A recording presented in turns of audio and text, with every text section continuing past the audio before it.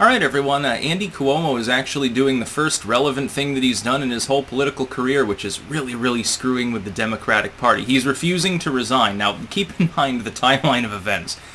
Cuomo destroys his state's economy with lockdownism. Doesn't get canned for that. He should have been canned. He should have been dragged out of the fucking state house at that point.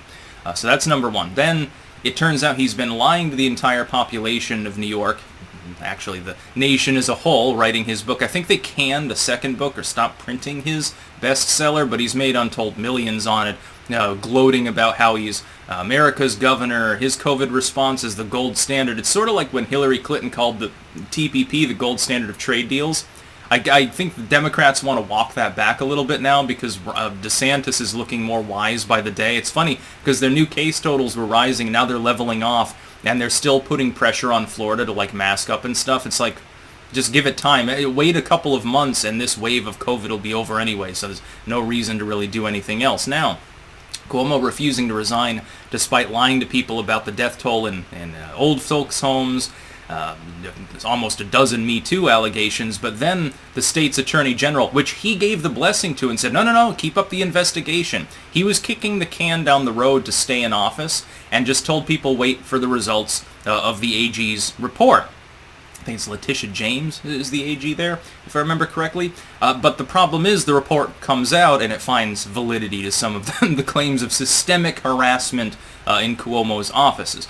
That is that Cuomo touched people inappropriately, he acted inappropriately towards them, made suggestive comments, was sexually harassing state workers. This is impeachable, and it looks like he's going to force their hand. Now the Democrats have a choice. New York is run by neoliberal globalist hawk Democrats like Cuomo.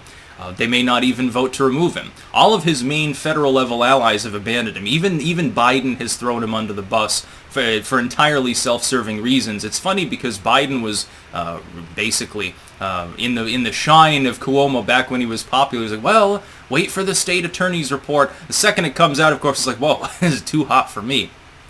Do I think he should resign? Yeah. It's quite clear he can no longer govern the state of New York. But he's not. And this is actually a good thing, because that makes the Democrats look sleazy and corrupt. The fact that the party at the national level has abandoned Cuomo, okay, well, that's to their credit, not that they really had any choice. But it's going to be in the news. Now, Cuomo is going to be heavily targeted, I think, by the Republicans. You also have that other, was it in Arizona, there's a state-level senator or representative who I guess was doing things with a minor, and that blew up in the Dems' face. All of these things combine, along with the defund the police thing, like Cori Bush talking about we need to defund the police, but I'm going to make sure I have armed guards. Yeah, I paid like $100,000 for them because I might be targeted. All of the things that the Democrats are doing fall in line with what I predicted they would do. Number one, overstretching, vastly overstretching their mandate, losing that mandate in the process, going for pork barrel politics. And the worst thing, I think, is the hypocrisy, because Cuomo would be the first person to say you need to resign if there was a Me Too thing involving anybody else in politics, including Democrats. Again, to his credit, he's not a complete hypocrite with regards to these things. He's more of a mafioso type. It's really funny that Chris Cuomo continues, despite the fact that his brother is the governor of New York, to work at CNN. That being said, they wash one another's hands. He's the sort of dude who parlays favors and does the typical Tammany Hall New York politics thing. And I've told people, New York politics are a different breed from like what you get in the average state. In a properly functioning state, there is at least some technical accountability for public officials. New York has never operated like that. This is a continuous streak of corruption that goes back to the 1800s. New York has never been a serious state. It doesn't have a serious legal system. It's never had a serious governor, or at least not in a long time. New York City is basically the seat of decadence. If I were ever a Christian, I would certainly declare it the whore of Babylon. Cuomo is dragging the Dems with him. They'll probably try to speedily get rid of him. The problem is that they walk a tightrope here. If they go really speedy and all in, and they just start trashing Cuomo, it forces it into the news cycle, and then the Republicans can jump up and down in glee and say, oh, look, haha, you declared Cuomo should run for the presidency, but just like with Avenatti, it turns out he's corrupt. Well, this is what you get with the Dems. If they slow walk it, then it could look conspicuous, and then the Republicans will say, well, you're not doing this, you're not taking it seriously.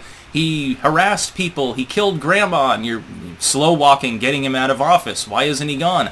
Then you have his lieutenant governor, the next in line when he's gone, inevitably at this point, can't even weigh in fully on the subject. She also has to sort of back off and say, well, I think there's some shenanigans here. I believe the state attorney's report, the attorney general, but I can't say too much because it's a conflict of interest, because I'll be the first female governor of New York when Cuomo's gone. By the way, isn't it funny?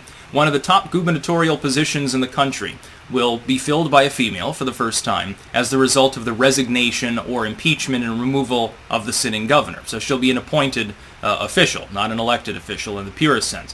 This is roughly comparable to what is likely to happen at the national level with the presidency. Kamala Harris is likely, I think, more than 50-50 chance to become the first female president, but she won't have been elected, and even the Democrats don't like her. If you look at her approval polls, Cuomo's more popular. Maybe he should become VP. Biden should swap out Kamala Harris for Cuomo and just let him be president, because this is apparently the way the Democratic Party functions now. It's not a serious political party. It's not interested in solving problems. We see the rules for thee, not for me thing all the time. Like, look at Obama's birthday party the other day, where nobody was masked, no social distancing or anything, despite the fact that in that location, indoor events, supposedly they're supposed to have that element to them, but they don't take it seriously. When the Texas Democrats fled their state and became fugitives to prevent a meaningful vote, to prevent quorum from being established so that they could defortify the election there in Texas, none of them masked up. They were on their private jet, taxpayer funded, by the way, grandstanding the whole time. By the way, they're not big in the news at the moment. I wonder why, because they were so popular for 15 minutes. Oh, it's because it backfired, because people started to notice, hey, they're not masking up. They're staying in lavish hotel in D.C. They're not even national politicians. The only purpose of these people is to represent their constituents back in Texas, and they're not even physically there. With Cuomo, his job when COVID broke out was to actually manage things in a meaningful sense. The Democrats and some Republicans, like Phil Scott, locked their states down, and they said to those like DeSantis, Greg Abbott, and so forth, the fact that you're not locking down is going to kill all the Texans and Floridians in the country. You're letting your people down. Cuomo writes his book on the subject, lambasting Republican governors and certain Democrats as well for not wanting to upend all of society. The problem is that now that we've got more than a year and a half of data to look at through the course of the pandemic, it turns out that there's really not a big differential. It doesn't matter if you lock down. It doesn't matter if you have a mask mandate. It doesn't matter if you force social distancing in commercial situations. None of these things had a significant impact overall. And to the point where there's no argument to be made in favor of that sort of mentality. And on top of that, you have several now accepted Me Too allegations against the man. He still won't step down. Cuomo is a thorn in the side at the moment of the Democratic Party. It'll be interesting to see whether they hastily remove him, in which case it'll be big in the news for a while, really big in the news. It will become political fodder. Or if they slow it down, they go through maybe a more normal process with decorum and stuff, and they get lambasted by Republicans and increasingly independent voters as the result. The fact is that for them, it's one more no-win situation in a long streak of them. We have the energy crisis. We have inflation. We have unemployment ticking up. We've got diplomatic intrigue with Afghanistan, certainly in Korea. Name a victory for the Democrats since the time the asterisk administration began. I can't think of one. The closest approximation is a stimulus that alienated the left wing because it wasn't the full $2,000 that was initially promised. Okay, yeah, technically kind of sort of it was, if you know how to do math, but it wasn't branded that way. The Democrats totally lost it. They dropped the ball.